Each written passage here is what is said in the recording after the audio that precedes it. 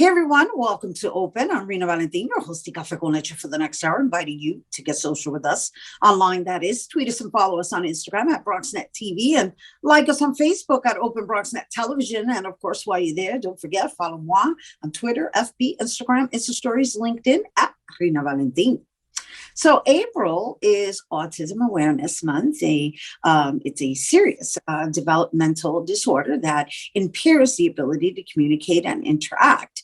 Autism spectrum disorder impacts the nervous system, and it ranges the range and severity of symptoms can vary while widely affecting all aspects of life, right? So our first guest, she's a writer, photographer, founder of the Autism Cafe, and podcast host of Adulting on the Spectrum. She shares the ups and downs of raising children with autism while being on the spectrum herself. So here now to share more and tell us more and educate us more about autism, we welcome autism advocate Eileen Lamb. Hello and welcome. Hi, thank you for having me today. Yeah, well, thank you for being here. And that was certainly a mouthful to share with our viewers. Let's just start with the fact that you are a mom to two children that are on the spectrum. You yourself are on the spectrum, and I understand you have another one on the way, not necessarily on the spectrum, but just to say that you've got your hands full, and yet you still find the time to develop this community that I was able to explore called the Autism Cafe. First, let's start with how and what compelled you to see if you were autistic, right? Because I read somewhere that you decided to check yourself for autism once you realized that your son was autistic. That's right. My son was diagnosed, my oldest son, when he was 2. And when I told my mom about Charlie's diagnosis, my mom is in France, and she told me that she thought the diagnosis was wrong because I was the exact same way as Charlie as a child. But I knew without a doubt that Charlie had autism. And I started doing some research online about high-functioning autism, and was like, wow, this is me. It felt very relatable. So I went through a therapeutic assessment and I was diagnosed then. So you're saying high functioning, and you're saying that you have similarities to Charlie.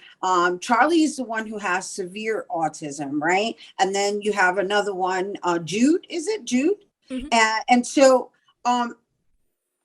how were you relating your symptoms to Charlie if Charlie is the one that doesn't communicate verbally? Yeah, well, there are a lot of other symptoms that, for instance, I always talked when I was a child, which is a big difference between Charlie and I, but like socially, like I was in my bubble, I wouldn't, interact with people. I only wanted to do the same thing, just like Charlie just wanted to line up his cars. For me, it was counting money and things like that, or piling things up. And it was these symptoms, not the speech. The speech part, I didn't identify with Charlie. And so what about Jude? Like, what are Jude's symptoms? Yeah, it's about like me, like, and Sammy, he loves, money and counting, all of that. He has a lot of special interests. He's like math. He's more of, the cliche that you would see in movies, like very, very smart, but socially awkward autism. So, all right. So since you're a person who, aside from doing this extensive research and also recognizing certain symptoms within yourself, like, how are you able to identify the different variations? Like, is there some kind of level that exists in being on the spectrum? Oh yeah, I mean, definitely. Like, for instance, Charlie, my oldest, he's completely nonverbal. He just turned 9. He will need care 24/7 for the rest of his life. it's not just the language that's delayed, but for instance, he doesn't understand danger. He needs help with like everyday tasks, like just, like getting dressed, brushing teeth, all of that. So there is a big difference between level 1, which is me and Jude, and level 3, which would be Charlie, the most severe. How many levels are there altogether? 3. There's 3. Okay. Yeah. Got it. And so when you created this Autism Cafe, what exactly were in your thoughts? I mean, obviously you wrote a book too, which I forgot to mention, right? All across the spectrum. But obviously you've designed your life around your living circumstances, and so aside from you dealing with it yourself, now you're sharing it with the community to assist other individuals. I mean, that's a lot to wear, on your shoulders. I didn't want this at first. I just started sharing on Facebook. It was just a Facebook page. It was like to keep my family posted in France. And then like I had a post go viral and people were like, oh my God, I can relate to this so much. I don't feel alone anymore. And I was like, oh, wow, it's so nice. Now I'm like connecting with people, and it just encouraged me to like keep writing, and it just kind of snowballed, and it turned out to be like this big community and page and blog. But at first I just wanted to share with family. And then once people started reaching out to me, it just kept me going. And so, and then from there, you expanded into a podcast, right? And so on your podcast, you also invite people who are also on the spectrum, correct? Yeah, in my podcast, I have a co-host and we interview autistic adults, but we really want to give a voice to like a wide variety of people.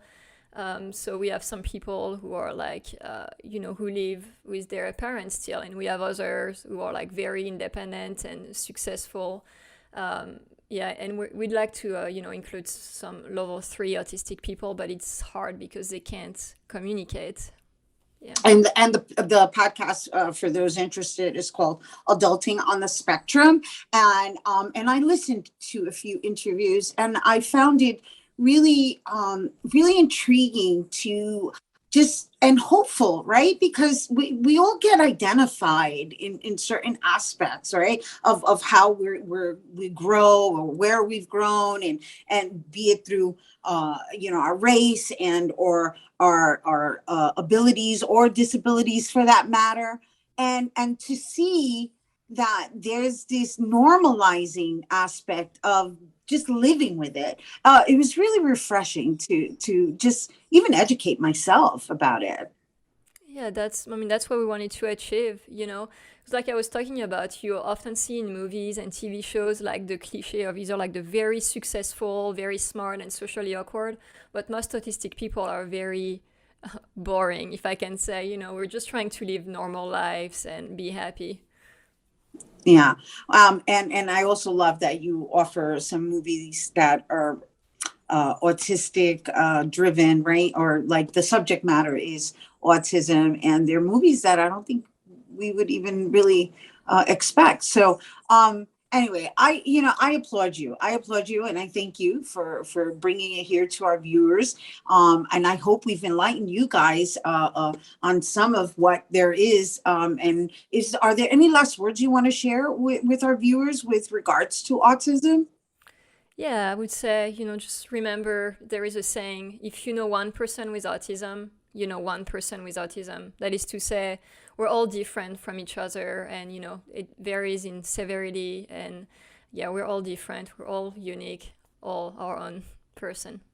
Thank you. Wonderful. Thank you. Eileen Lamb, everyone. She's a autism advocate, host, and author of All Across the Spectrum, and also Be the One, and host of Adulting on the Spectrum. And of course, she has the platform, the Autism Cafe. And if you're interested in more information, you can visit autismcafe.com. And you can also check them out on Instagram at the Autism Cafe. We have to take a quick break, but when we return, we'll talk to a Harlem native that's using his self-made tequila business to help young entrepreneurs get started on their climb to the top. Don't go anywhere.